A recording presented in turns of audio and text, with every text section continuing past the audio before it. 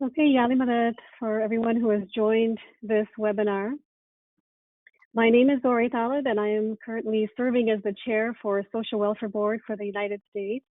And it is with great pleasure that I share and introduce this webinar that we've brought to you today. We're hoping that this webinar brings hope in uncertain times. We're certainly living through an unprecedented time with a lot of uncertainty, perhaps even discomfort and unfamiliarity. But in this time, this is our opportunity to come together as a Jamaat, to bring each other strength, to lean on each other. And it's with that spirit that we bring to you today this panel of expertise to you. The way that we're going to run this session today is that we will have a lead moderator, and then he will be asking questions of his two experts. And inshallah, you'll glean from them their wisdom, their inspiration, their advice on how to navigate these times. So with that, I'd love to introduce to you our panelists. We have leading us as a moderator, Dr. Shehzad Juma, who is a member of our National Social Welfare Board and leads our mental health portfolio. Dr. Juma is a psychologist, and he's based in Boston.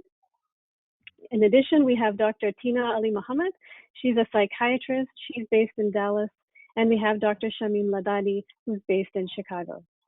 So with that, I'm going to hand it over to Shehzad, Dr. Juma, and he's going to lead us through. At the end of their session, you'll have an opportunity to ask questions.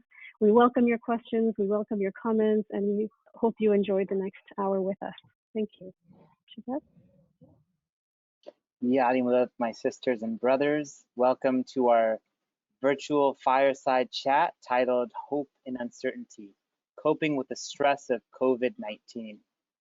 This is our first of a weekly series of discussions aimed at sharing knowledge and giving tips and ideas for how to stay mentally fit during this pandemic.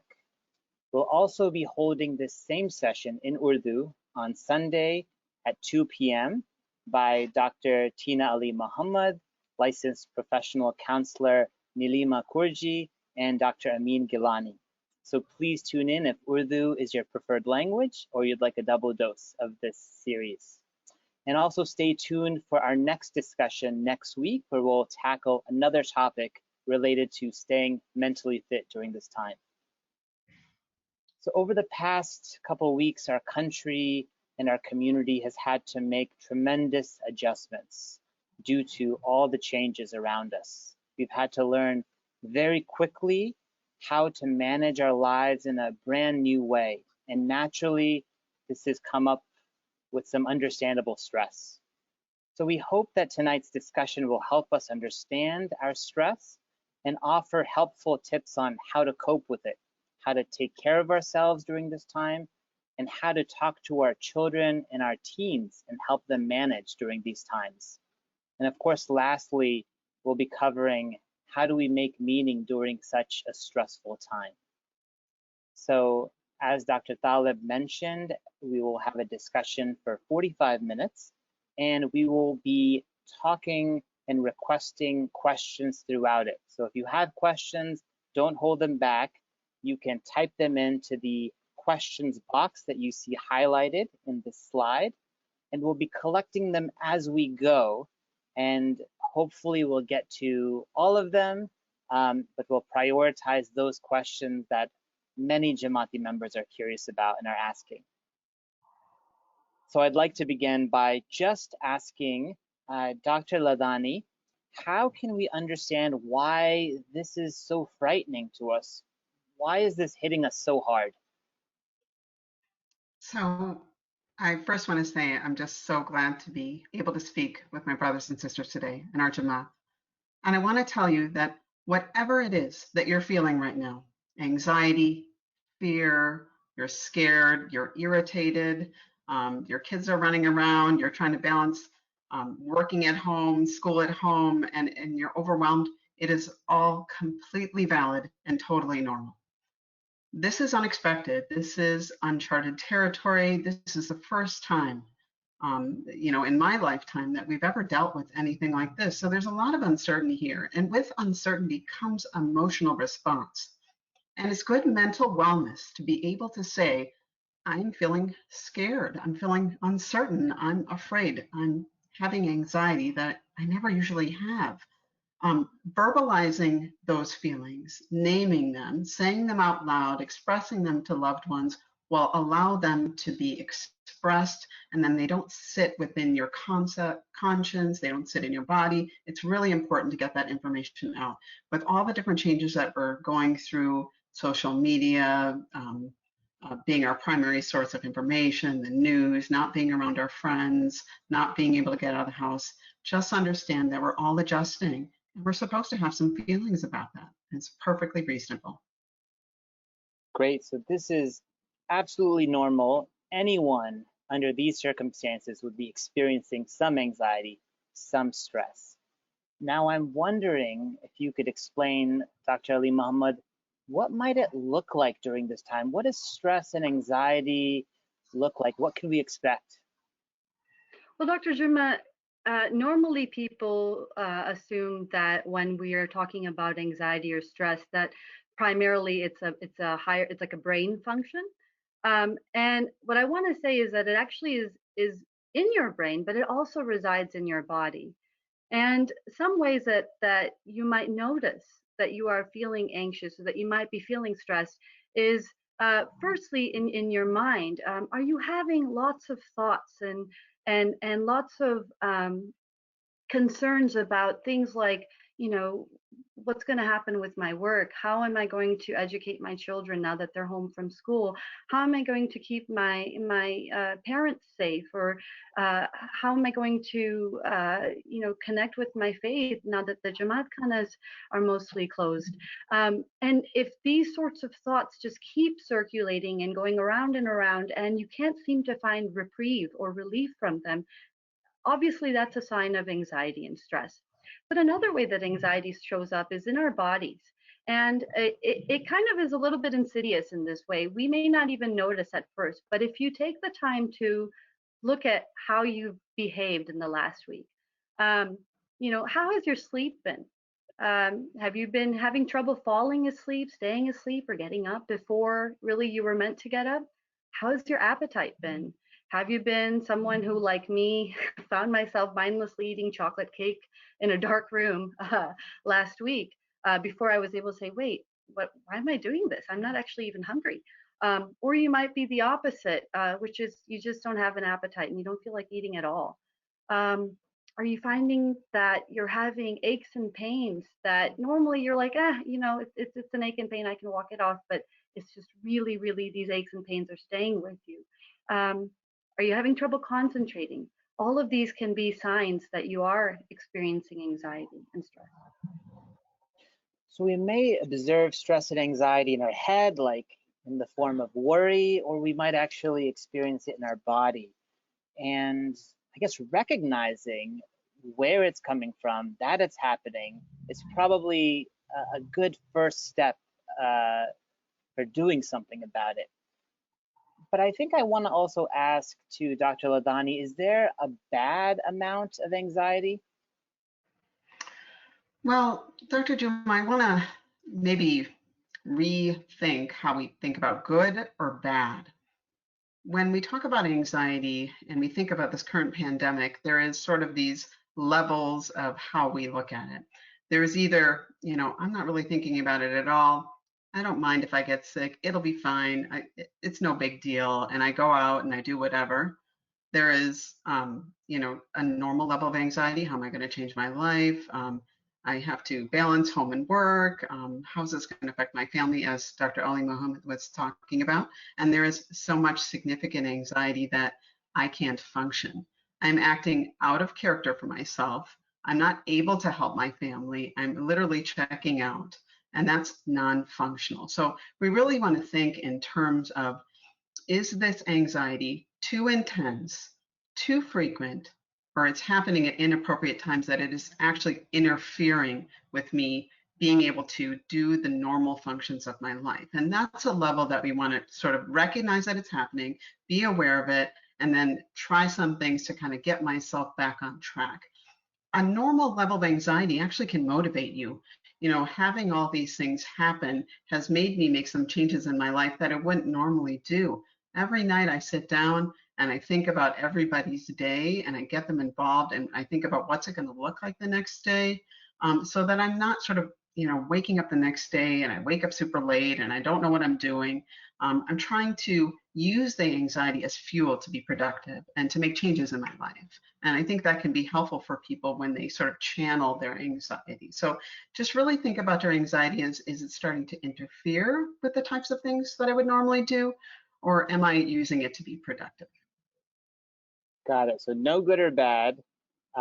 Is this anxiety propelling me to go forward, or is it keeping me back? Is it allowing me to have inspirational ideas and problem solve, or is it keeping me frozen in my tracks? That's the key.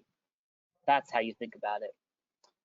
So before we get into any more specifics about anxiety in the head, anxiety in our bodies, Dr. Ali Muhammad, can you give us any general advice on how we cope with stress and anxiety, just generally? Sure. So I think there's a common observation about people and our behavior when we are under stress, especially during times like this when everybody, the entire community, the entire world is under stress. And that is that our first instinct is to try and help, right? Who can I take care of? Who can I keep safe? And you'll recall that when you're on a flight, when you're on the airplane, the flight attendants will tell you if the oxygen masks drop, we need you to put the oxygen mask first on yourself and then on your child or whoever's sitting next to you that might be needing help. And there's a good reason for that. The reason is that if you're not well oxygenated, right? If your brain doesn't have what it needs, you're not going to be in any condition to be able to take good care of the person sitting next to you. And that analogy is extremely vital to understand and adopt in your day-to-day life. There's foundational advice that I give to all of my patients, to all of my friends, and even to my family members. And that is, the foundations are getting enough sleep. Sleep is vital. It is life changing. I can't tell you how many patients I see that say, Dr. Ali Muhammad, the medication you gave me was okay, but man, when I was able to get sleep, I just started, seeing things in a whole new, array of possibility. Eating well, the way you nourish your body is extremely important. Exercise, activity, giving your body the chance to increase its blood flow is not only good for weight management, but it's also really good for your immune system, and it keeps you strong, and it actually helps you to fight infections. So it sounds like taking care of our bodies is the first step to really taking care of our minds as well during this time and to help with our stress levels. So if we return back to our bodies, Dr. Ladani, can you tell us what you would recommend for those of us who actually are those of us who hold stress in our bodies? Most definitely. When we have stress or anxiety, it's almost impossible not to have it impact our body in some way. When our stress level is heightened, our blood pressure can go up. We can tighten and tension our muscles, as we've been talking about. When we swallow our stress, we internalize it. So I have a very simple trick that I use, and this is also a technique that I work with people that have chronic health problems. So if there's anybody out there that deals with blood pressure problems, diabetes, chronic pain, you can use this for everything. This is a technique that works anywhere, and that's really helpful. And it's diaphragmatic breathing. And diaphragmatic breathing, and you may think, oh, it's a breathing technique. People always say breathing techniques. Oh, that's simple. But this is like simply really changing the way that you breathe. And when you use this technique, what you can actually do is really cool off your nervous system. So when we're anxious and we're upset, our nervous system gets activated. And when it's activated, our blood pressure is a little elevated, we're tight, we're tense. But when we instill this diaphragmatic breathing technique, we calm that nervous system down, and all of those things decrease. Oxygen gets to the brain so we can think more clearly, and we can really calm ourselves down. So the technique is taught in through the nose, out through the mouth. And it's a very easy inhale in, just a natural inhale in, not one of those doctor's office chesty breaths in, just a very simple in through the nose. And then the exhale should be long and controlled, really pushing that air out. I tell my patients, put one hand on your chest just to kind of monitor your chest breathing. And then when you take that breath in, you're trying to bring that breath all the way down into your diaphragm. I kind of explain to kids, think about having a balloon in your belly and you're blowing the balloon up and then you're releasing the balloon and the air is coming out. And when you do that, you can do this anywhere, but you got to practice it. It can't be something you just do when you're upset.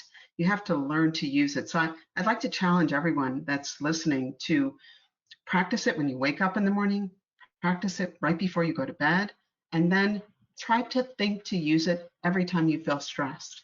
And the more you do it, the better you'll get at it. And you'll really start to feel that kind of nervous system calm down. And you'll be able to think more clearly. You'll slow your thoughts down. It really makes a big difference.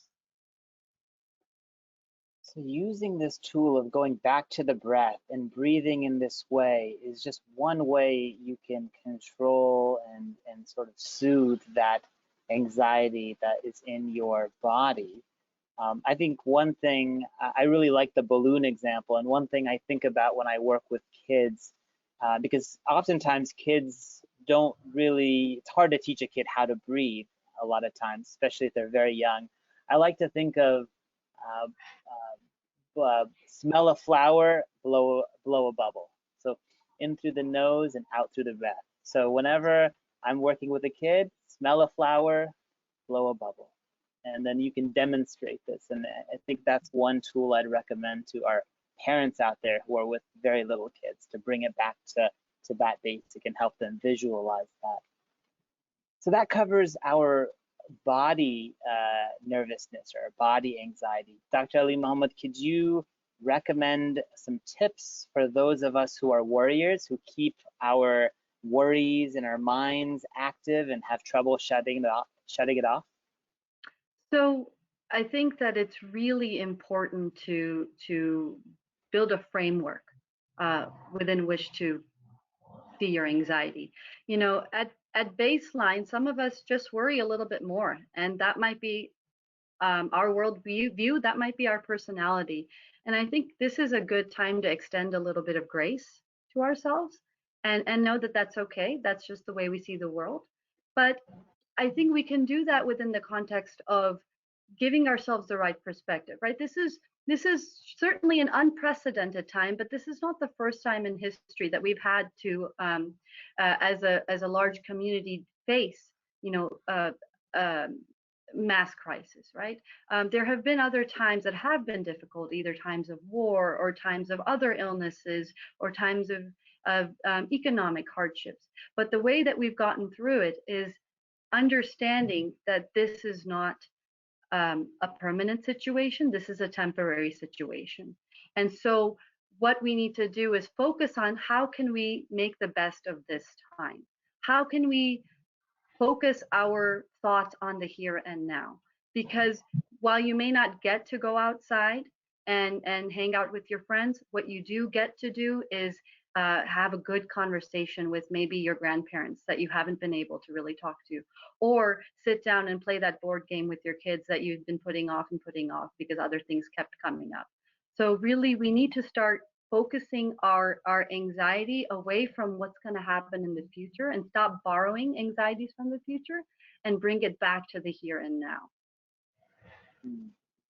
So if we find ourselves always thinking forward and it's really getting in the way, finding things to just keep us grounded, keep us with the people we love, maybe like challenging our thinking if we're always in the future, those are ways to just have a break from all of these worries that we have.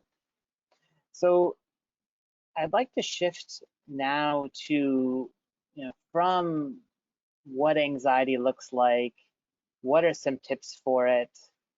I want to really be thinking about our children and the teens that we have in our families. So Dr. Ladani, can you tell us a little bit about how we talk to our young children about COVID-19?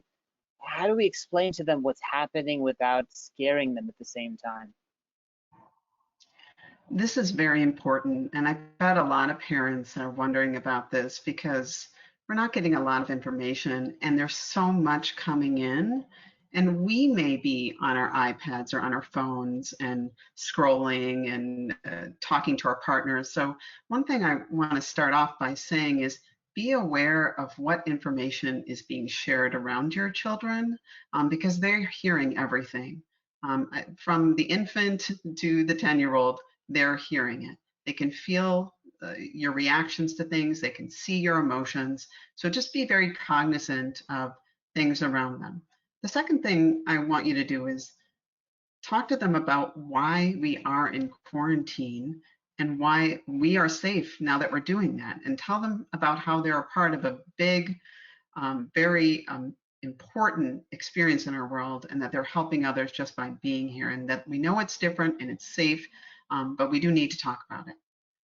Third is to share with them your own feelings and help them have the language to express their feelings. Sometimes really young children may act out, they may get agitated, they may cry. You might want to help them give some words to what's happening. So if a child is like really upset, you might say, I really see how angry you are right now. I want to know about your anger, and really accept that. You want to avoid telling your children not to feel what they're feeling.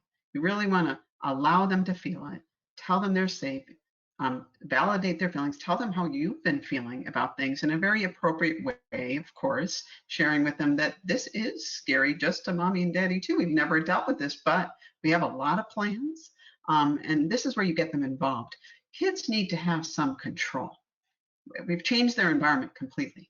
So I really would recommend that every single day that each young child has control over one part of their day in which they get to decide what they want to do with that time. And do they want to do it with you? Do they want to do it with their sister or brother? Whatever it might be, but give them some sense of control and let them pick the activity that they want to do. And then, have a family meeting every day about the next day. Now, who's going to pick what we do for dinner tomorrow? Anywhere where you can give them choice can be very helpful. Obviously, not a lot of choice, but help them with the choices. Give them 2 or 3 things that we could do, and give them some of that power back. It really helps kids to feel more grounded and safe in these uncertain times. So in this time where it feels like we're totally powerless, giving our kids option, giving them power, letting them choose, letting them plan the day, and labeling what they're feeling and modeling that it's okay to feel, that you're feeling a little bit nervous. Those are things we can carry forward into the houses that we live in. What about adolescents? Dr.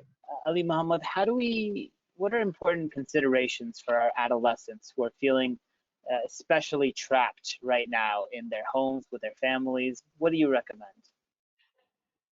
So Dr. Juma, I agree with you. I think that for adolescents, it is a little bit tougher in some ways because like adults, they have a fairly good capacity to understand the depth and the breadth of the uncertainty that we are facing in the society. They understand some of the risks that we are being faced with. They understand, really the cost of what's going on, and all of those things obviously are stressful. But unlike adults, adolescents actually have no control, right? Like the younger children, they're not able to make choices about finances or how to run the household or how to manage something. So essentially they're left with a whole lot of worry and no outlet through which to feel useful or through which to express it and release it. And so you might find that your adolescents at this time, they might be especially irritable, or that they might also be struggling to find the language to express how they feel. And just like you give the dignity to your younger children and you give them the space to talk, the adolescents need that same support from you. And I think that one extra thing that you can give to adolescents, and maybe even more so than you could to the younger children, is some responsibility. Now that the household structure has maybe changed a little bit, now that everyone's at home, help empower them to take on some of that responsibility. Maybe they can help cook a meal or cook a meal if they already know how to cook. Maybe this is a good time to teach them how to do laundry. Maybe this is a great time to get them to homeschool some of their younger siblings. But I think that the more dignity that you give your adolescents, the more willing you are to hear them and to acknowledge and validate their feelings. I think you'll actually find that they can be very good partners during this time of stress. Yeah, I'm thinking about this idea of giving them leadership during this time, giving them options to take a big role in this family, and letting them know that they do have a role, what it is, and their responsibilities, making them feel that that is really important during this time. I'm wondering, given we've talked about our children, we've talked about our adolescents, and the fact is that we have a lot of time that we may not have in the past with all the family members at home. And I wanted to ask Dr. Ladani, what do you recommend that you do for that much time with the family when they're all together? Well, Dr. Juma, I feel like this is one of those things where, as a practicing doctor, as a mom, as someone who exercises, there was something about this that was incredibly appealing to me to slow down. So part of it is, how do we shape what we're doing right now? How do we communicate it to our family? How do we sort of help everyone get together during this time? And whoever is in that home should get together every single day and be a part of planning the next day. And it should be a part of something you do in the evening before the next day, and you sort of break the day down into manageable parts. People are homeschooling, people are working from home, but you want to add a couple components in there. You want to have time for physical activity. I know that this has been being shared throughout the social media, but it's so incredibly important when you're trapped at home and you're in different undesirable climates like Chicago, where it's raining and cold. You still need physical activity. Wonderful YouTube videos. So many dance studios and workout places are streaming live physical activity. So allow people to get involved in that and have the family do it as a family. Have someone pick something different every day. It can be, Nani's turn one day. It can be the 5-year-old's turn another day. And we all do it together. Think about things that we have to do in our home, and everybody should have a part in that. Also add new things. I love what Dr. Ali Muhammad was saying is about what kind of new thing can we do? Can we teach new things? What new fun things are going to be a part of our life? But have structure. I think it's really important to know what we're doing and to get excited about it, but break it down into manageable parts, and also have some time for alone time where when someone has like a free hour and they get to do whatever they want, and it's their time, and have together time as well. So just build in all those components, and have people be a part of the plan. And you can really look back on this time as a really like a bonding experience for you and your family. There's so much good that can come out of this time that we spend together. So use this as an opportunity to do those things that you've never been able to do before because you've never been together for this amount of time. Have the family together, choose what they're going to do, have family activities, have non-family activities where people can just do their independent work and have fun. So we've talked about adolescents, we've talked about children, we've talked about the whole family in the home. So a lot of things inside the house. But the truth is that we're also being asked to self-isolate. We can't be with a lot of family, with a lot of friends, and with a lot of community. We are physically isolated from them. And so naturally, we're at greater risk of feeling lonely. What do you recommend we do for this, Dr. Ali Mohammed? So there's a phrase that's being used a lot and being circulated all over social media, and that's social distancing. And I want to say that we really need to make a distinction and actually maybe change that phrase to its more accurate term, which is physical distancing. What we are wanting to practice is physical distance from others because the virus is spread via respiratory droplets, right? It's in the air, it's in our cough, in our sneezing. And if some of those droplets get on the things that we touch, then it actually remains on those things until it's been until those items have been disinfected. So what we're trying to do is physically isolate. We are by no means trying to socially isolate. In fact, this is a time where it's more important than ever to socially find ways to interconnect. And I think it's very easy to fall into that all or nothing thinking trap where we think, oh, okay, either I'm going to be, at this davat or at this party or hanging out, at this coffee shop, or I'm going to be completely in a room by myself and like not letting anybody in. And that sort of thinking can be dangerous because that leads us down the path of feeling loneliness, feeling even more anxiety. So this is the time when we start leveraging the skills that our youth have of being on all these various social media platforms and getting them to teach Nani and Nana how to, do goofy pictures with Snapchat filters. And this is how we maybe figure out a way to online game with our uncle. Maybe this is a time when we organize, watch parties or discussions after we've all watched a movie, on Netflix or something. But this is the time where your creativity and how you connect with each other will pay off in huge dividends. Thank you.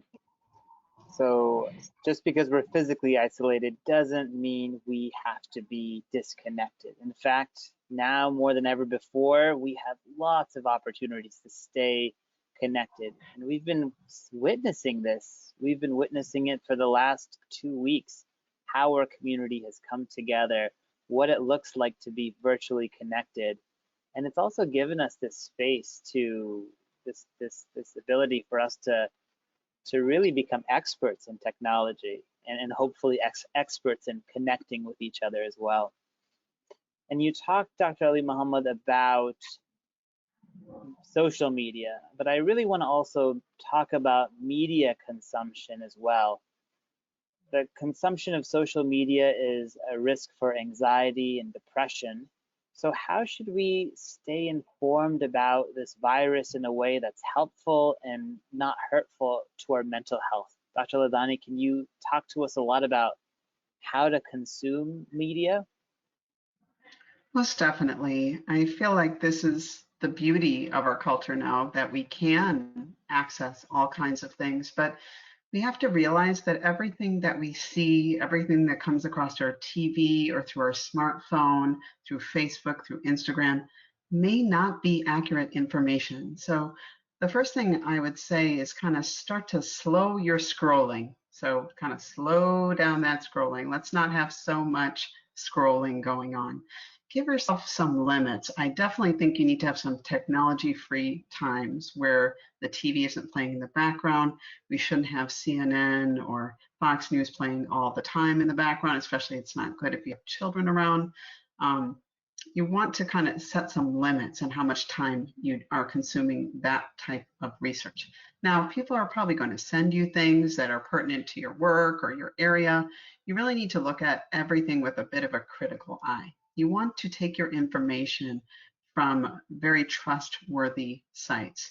The CDC, WHO, these are areas in which you're getting reliable information, and our institutions are working very hard to get information out to the Jamaat that's a reliable source. So, look out for your Ismaili Insight. That's going to have better information for you than the types of things that you might get through your Facebook feed or through your Instagram. And just remember that the news, the way that the news sells things is through, sort of kind of a scare factor. So it's going to be a bit exaggerated. And if you already are prone to anxiety, you may want to limit how much you look at that. You may want to find other outlets. You may want to just turn that off, or even deactivate apps if it's hard to get yourself to stop looking at that. But definitely set some limits for yourself, because it's going to be something that could really raise your anxiety level. So know your sources. Make sure you're watching reliable sources. Take a break when you need to. We all have that family member that has CNN on all the time. And also, as we were saying, I'm thinking about watching what you're watching.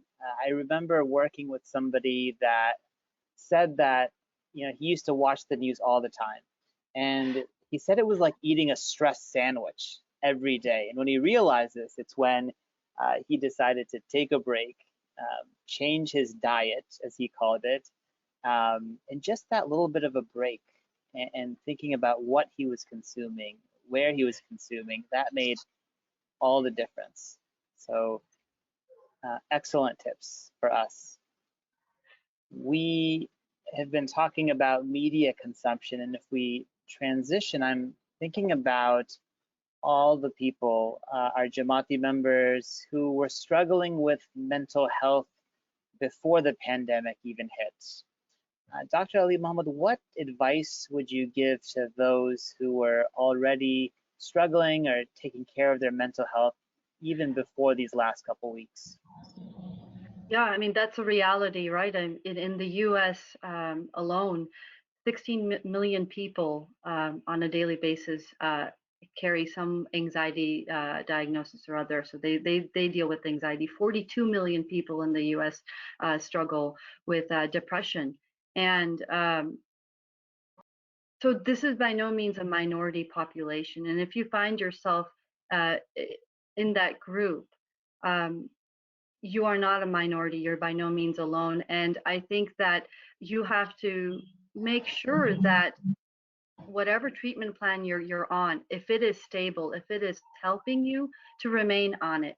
Now is not the time to start changing things, cutting back, or just surreptitiously adding things on your own without your health provider's input.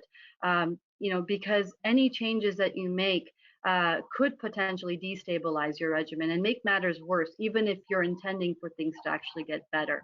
So my advice to you is going to be, please seek out your healthcare providers, your therapists, your primary care providers. If you don't have a psychiatrist and you have a primary care provider, please reach out to them. And I would suggest the same thing. If you are in therapy, now is not the time to stop therapy because you need to focus on the family. Now may be the time where therapy becomes your one dependable source and area where you can unpack some of these feelings and understand how to, best take care of yourself and continue to do well. So stay the course. Whatever you were doing before, keep doing it. And actually use this as a time to really strengthen your resources, your support, your outreach, maybe downloading another app that can be helpful to help you breathe, maybe consulting some of the notes that you've taken previously in your therapy, and maybe even contacting and talking to your doctors about like an actual plan for dealing with maybe a little bit more stress that you didn't have before. I'd like to talk about negativity. Naturally, it's really easy to have sort of negative thoughts that can just stay with us. This is terrible. This is unfair. The world is crashing. I'm going to go broke. I won't be able to take care of my family. I can't do anything. And I'd like to ask each of you for one take-home message about how we can think about this time more productively in a way that feels more meaningful to us. Dr. Ladani, could you start us off? Most definitely. One of the things I say to a lot of my patients, and I try to really think about it in my own life, whenever I'm struggling the most and whenever the most difficult things are happening and I'm really trying to weather through and I feel uncomfortable and I'm stressed, there is great growth there. Even if something feels very difficult, even if it feels challenging, when you're being challenged, that's when you grow the most. And it's about really paying attention to the process from really the beginning to the end, and really getting to that other side and seeing what you do with it. Because we're all incredible human beings. We're all capable of big things. And remember that you guys are a part of this big overall worldly effort to protect everyone. Just by being home, you're saving lives. And thinking about that is just like kind of is mind blowing, just to realize that we're doing our part by doing that. And that's what one Jamaat means, is that we are supposed to stay connected. We are supposed to reach out and support each other. We are supposed to think about how our actions affect others. And remember, it's one day at a time. It's not what's going to happen tomorrow. It's not this weekend, what's going to happen for Navroz. It's what are we doing today? Stay in that moment, appreciate the beautiful parts of it, and we're going to get through this together. Dr. Ali Mohammed? I completely second Dr. Ladani's thoughts here. And I'd like to add that, again, I think the framework through and the lens through which we look at this can be really, it can really impact how we feel about what happens to us. Your concerns about finances, your concerns about kids, your concerns about, what's going to happen tomorrow, those are real concerns. And there are, very, very valid points to what you're worrying about. And, we by no means want to diminish any of that or dismiss any of that. But what we want to do is also give you the chance to think about what else there is, right? There is an element, a component of sacrifice to what you're doing. And if you think about yourself as, one of a larger whole, like Dr. Ladani says, one Jamaat. If you think about yourself as one in your larger secular community, your actions, everybody's noticing your actions. And so when you take the action to make that sacrifice and potentially save lives by physically distancing yourself, people notice that. People notice that about the community. People notice that, hey, these Ismaili Muslims, they're really onto something. They really understand the spirit of altruism. And I think that when we do that, when we make this sacrifice, knowing what it's costing us, we're actually practicing the ethics of Islam. And I don't know that there is a better way to become an ambassador of our faith than to do what we're doing right now. It doesn't have to be a great act, a glorious act. It's in these small day-to-day acts that really mostly probably go unnoticed, in which we make such a big and profound impact. It's like in times like these that you really see communities come together and shine, and we get to witness that and in our own community. I think I'd like to leave everybody with 4 questions to ask themselves every day. 1, how am I getting outside today? 2, how am I moving my body today? 3, who am I checking in with and connecting with today? And lastly, what am I grateful for today? I think if we answer those 4 questions every day, it will make our life more meaningful, and it'll get us more active and physically and mentally fit. And with that, I want to talk about these incredible amount of excellent questions that we've been receiving throughout. A reminder to our Jamaat that's tuning in, if you have questions, please type them in the box. We already have a lot coming in, and I'm going to go directly to them by asking this first one. With all the information I'm hearing, I'm afraid to leave the house. I fear getting the virus and infecting others. What should I do? Dr. Ladani, could you take a stab at that one? Most certainly. This is something that I've heard a couple times. I have a couple patients that feel the same way that you do. I understand that it's scary and that we're afraid. And your feelings, again, as I said at the beginning, are totally valid. There's a lot of reasons that you don't have to leave the house, but notice and recognize that that fear is something that's going to be temporary, that this is going to change and shift, and use this time to put that energy into what are you going to do? What kind of control do I have? There's a lot that you don't, there's lots of reasons why you don't have to leave the house. I have patients that are immunocompromised, and leaving the house is just not an idea right now. So we can get groceries delivered. If we can get things delivered, we can ask for help. And I'll say to my Jamaat, if there are people out there that are vulnerable, call them, reach out to them, ask them if you can put groceries on their doorstep for them, because there are people that are feeling this way. And if you are feeling that way, reach out to someone, talk about what you're feeling, let them know where you're at, and have a space to be able to verbalize those feelings. Thank you. Another Jamaati member is asking, my kids are constantly fighting being home.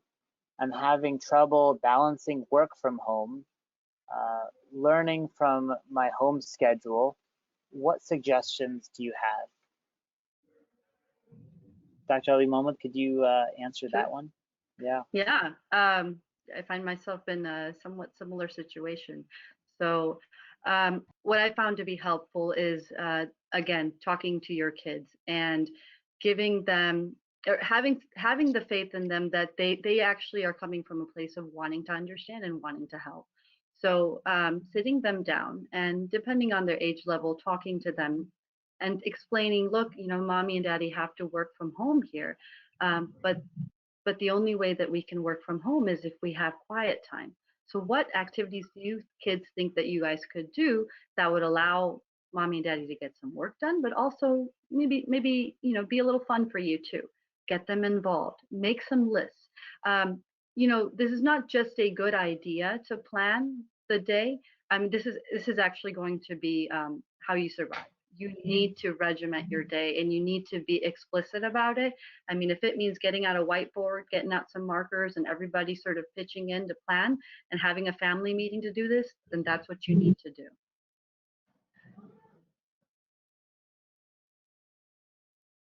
One Jamaati member is asking, I'm a parent worried about my working age son. What should I do to help my son who's worried about losing his job in this climate? I think that's very similar to even the first question, is that there's a lot of anxiety about all these things. It would be wrong of me to say that that's not going to happen, just don't think about it. And that's probably the worst thing that you can do. One piece of advice I'd say is, when someone is anxious and someone's worried, don't tell them not to worry about it. It doesn't help. Don't think about it. Don't worry about it. If it was that easy, we'd all be doing it. I think the best thing to say is, I hear you. Call them, let them talk. Let them talk about how they're feeling about the uncertainty, the change. We have a lot of Jamaati members that are business owners, and I can imagine that a lot of them are worried about how they're going to handle this. So give people the space to talk about it. That can just be a huge thing. And also manage your own anxiety about it, because obviously if that's your son, you're thinking about your son, you care about your son, and really just giving him the space to talk about it is really important. And asking in what ways you can be helpful. Those things can go a really long way. Yeah, I'm thinking a lot about this, the power it has when you say, don't worry about it. It'll be okay. Everything's going to be fine.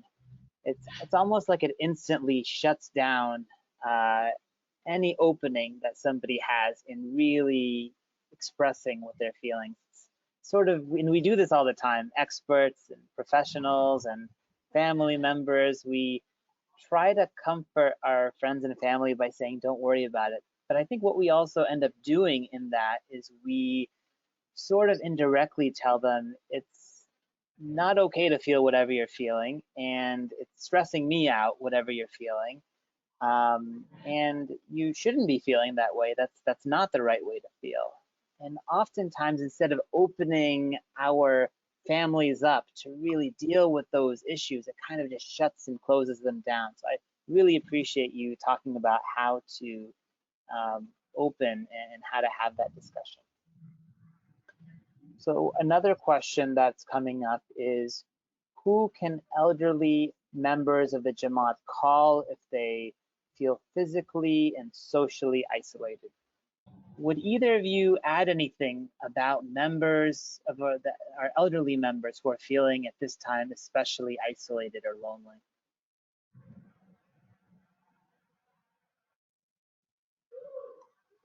I would say that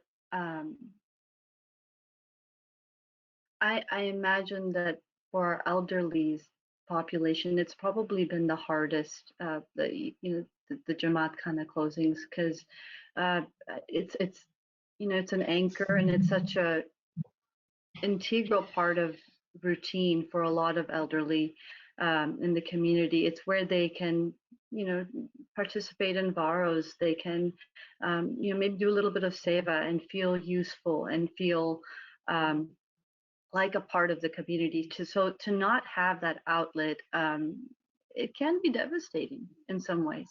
And so I would say to the elderly that now is not the time to assume that no one wants to hear from you. Now is the time to reach out. Go ahead and call, because I guarantee you, there are so many members in our Jamaat that the way that they want to manage their anxiety is by being useful, is by doing something good, and they want to talk to you. And I guarantee you that if you're an elderly and you find yourself in a situation where you're by yourself, call. If you're an elderly and you find yourself in a situation where you have family, this is a time where you get to teach them about who you are, right? This is a time where you might get to share your special recipes, where you might get to tell them about how life, what life was like when you were younger. This is the time to regale everybody with stories, and your memories. So you are important, you are needed, you are loved, and we want to hear from you. I'm just also so aware that it is our elderly that we are trying so much to protect during these times, our older Jamaat members. And I think there is a risk for all of us to be really anxious about contracting this virus, but maybe especially in the elderly. As a health psychologist, I wanted to ask you, Dr. Ladani, what ideas or thoughts do you have about members of the Jamaat who are just anxious about the virus itself, about contracting it, about maybe being young and spreading it? What would you say to that? I want to say that, there's so much that's uncertain about this virus, how long it's going to be around, how it affects people. We know it affects vulnerable people, but we also know young people have also been affected by this virus. And with all of that uncertainty, we can only go with the advice that we are being given by, top health experts, and that is to, make sure that we are staying home, make sure that we are hand washing. It's just about things that we have to keep doing, all the regular activities that keep us safe. And because our mental wellness is connected to that, when we take care of our mental wellness, we can actually boost our immunity by doing things like meditation, relaxation. For those of you that have practiced bandagi, bandagi can have very similar benefits to meditation and relaxation. When we do exercise, we can absolutely get boosted immunity. So we should be doing the things that keep us healthy and well. We should be thinking about other people in the context of how we might affect them by just going out into public. We want to limit our outings, but take care of yourself both physically and mentally. I hope that when people are listening to us today, they not only thought about how we need to distance ourselves from each other, but we also need to stay connected. And all those things make us well. And just practice really good self-awareness during this time. When you see that things are shifting with you, how do you want to change them? Whenever you feel uncomfortable, that's sort of a signal to you. If your body is doing something, if you feel a tightness in your chest, it's kind of like a pause moment. Okay, what might be on my mind right now? And it can really help inform how you take care of yourself. We can be really good stewards of our own health if we sort of pay attention to our bodies and really listen to them and give them and feed them what they need. Next question, standardized tests.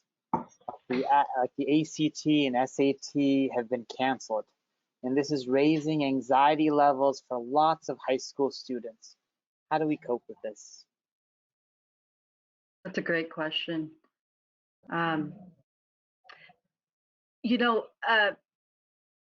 I think there's a pretty big silver lining here. And the silver lining is that this is not something that is occurring in isolated pockets. This is a global phenomenon. And when it comes to standardized testing, it's a national phenomenon. And so in some ways, when the threat and the crisis is also standardized, I think it can actually it can make it easier for the national testing boards to make some policies that will really address to the needs of all of the students. I think that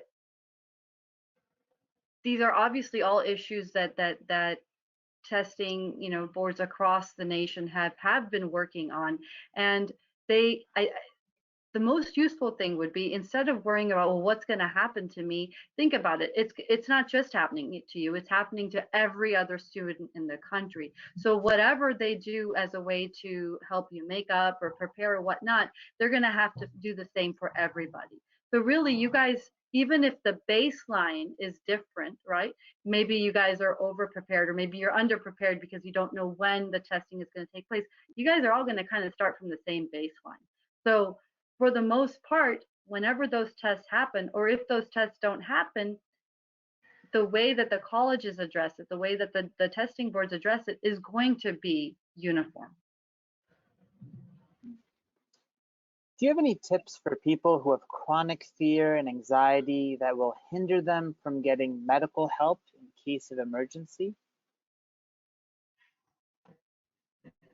It's always a very challenging thing because I certainly have individuals in my practice, or I've come across that, where that's a big issue. Maybe I can get them in for one visit, but then that's all I get. And that's really, really tough. Now, if we think about the way things are going right now, we are learning how to do everything a different way. And just like Dr. Ali Mohammed said, this is actually the silver lining, because now those folks that can't leave their home and are afraid to seek care can actually seek it through the computer, virtually. They can get some care that they weren't able to get before. And maybe that's a good starting point for someone who has a lot of anxiety and fear about the medical system, to just be able to get that access to care from their smartphone or from their laptop, because we have to start somewhere. And when you're anxious, it really is about feeling the fear and doing it anyway, as hard as that might sound. But when you take that first step to get that connection, if you're having some symptoms, and people keep saying, you just really need to see someone, you really need to see someone, but you're afraid, and now this virus is here, I'm not leaving the house, I'm not going to the hospital. You don't have to leave right now. And that's the beauty of it. You can actually access many providers from your phone, from your laptop, and they want to work with you. All the medical centers, I'm a part of a huge medical center that's a nationwide medical center. They're uploading every single provider to the virtual network. So depending on your insurance, even with underinsured like Medicare and Medicaid, they're doing this for everyone. So that might be a really great start, is just to be able to talk to someone behind a screen, and that might be the first step. That's really, in dealing with fear, is feeling that fear and just doing it anyway. It sounds like in this time where we're trapped at home, there's actually easier ways to get medical help, and that's sort of being assured to us in our system. Okay. How do I find comfort in not having access to Jamaat Khana? It was part of my everyday routine. What should I do? Yeah, that's a good question. You know, our institutions are working very hard to also improve access at this time to our religious tradition, and you know, if you have a subscription to Ismaili Insight, if you're, you know, part of REC groups, you might notice that there are a lot of articles, and in fact, Nowruz is coming up, and you know, there are so many programs. If you go onto Ismaili Insight, you'll see there's devotional programs, there's slideshows, there's children's corner, there's adults, you know, youth corner, elderly corner. They are trying to bring as much of the spiritual experience of Kane, as much as they can extract from that as possible, and trying to bring it right into your home. So I would say that if you are looking for something, look there. And if you don't find what you're looking for, talk to us, because you know, this is an unprecedented event for all of us, including, you know, the institutional leadership. So we depend on your feedback to understand how to best serve your needs. So please talk to us if you don't see what you're looking for. With everything being closed, can I still see my doctor or therapist through telemedicine?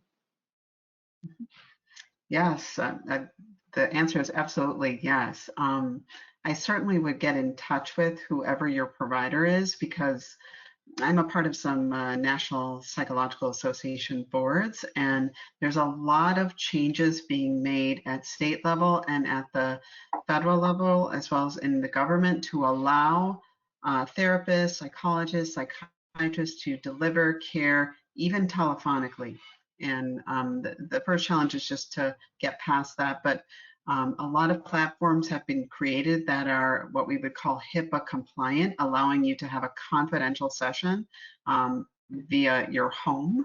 I've actually done a couple of these this week, and they went awesome. I mean, I love having the patient in front of me, but it was neat, and it went well, and we could see each other's faces. And yes, you absolutely can access people through telemedicine. So I hope that you'll reach out to your providers. Some providers may be still working on it, but certainly it's definitely an option. Yeah, and I would actually add to that the experience is much like what you're experiencing right now, you know, minus the slides on the bottom. It is very much, and what you would see is that, you know, the screens with our images would be enlarged, and your provider would be seeing your image enlarged. So it actually ends up being a pretty, you know, authentic conversation. I've been able to successfully completely use virtual context for both medication management and therapy sessions on my front. And I can tell you that you know, these technology platforms are really working hard, not only to provide these services to the general public, but even actually to psychologists and psychiatrists. We're getting some of these services for free that normally we would have to pay several $100s a month for. So don't be afraid to ask your therapist and your psychiatrist if they can switch to virtual if they haven't done so already. Some of them are just excited to start using all this technology. Definitely. So being asked to repeat the 4 things to ask yourself every day. And those 4 things are: how am I getting outside today? How am I moving my body today? Who am I checking in on or connecting with? And what am I grateful for today? Those are the 4 questions that I think that if you ask yourself every day and answer them, maybe in a journal, maybe out loud, maybe in the during family dinner. I think it'll make for a meaningful time. And with that, I want to thank Dr. Ladani, Dr. Ali Muhammad, our expert panelists, for taking your time to be with us today, to sharing your wisdom and helping us through this difficult time. And I just want to thank the Jamaat for these incredible questions. There are too many to answer. Thank you for your thoughts. Thank you for your suggestions, for your questions. And we look forward to seeing some of you this Sunday for our Urdu version of this. And we look forward to seeing many of you next week for the next segment on these topics. So we will be back next week and look forward to seeing you then. Ya Ali Mulad.